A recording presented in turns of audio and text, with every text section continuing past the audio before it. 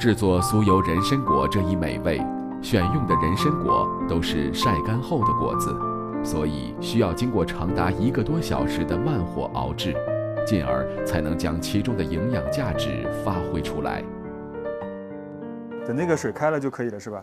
都泡大了以后就可以了。现在我们就要把这个酥油，加到这个里面。然后是把这个放在里一起熬吗？还是怎么样？对，把酥油和那个蜂蜜一起熬，然后再浇到人参果上面。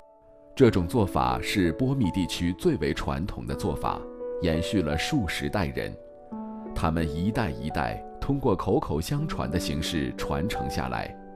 而这样所熬制出来的酥油蜂蜜营养价值颇高，尤其对人体五脏具有很高的保健作用。好的，我们先把这个酥油给那个烧化了。好，这酥油化的差不多了。差不多了。按照这个比例差不多。继续熬一下。好嘞。经过漫长的等待，人参果终于煮好了，现在只剩下了最后一个步骤，也是极为关键的一步。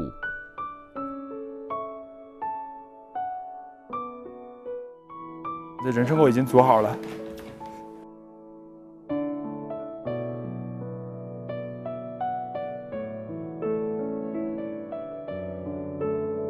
现在这是咱们的最后一个步骤了。对，然后把这个熬好的酥油跟那个蜂蜜浇上去就可以吃了。好吧，开始吧。不要浇太多，只浇一点点就行。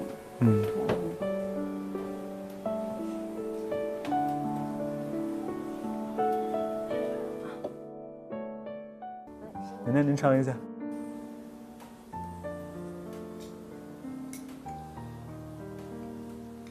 怎么样？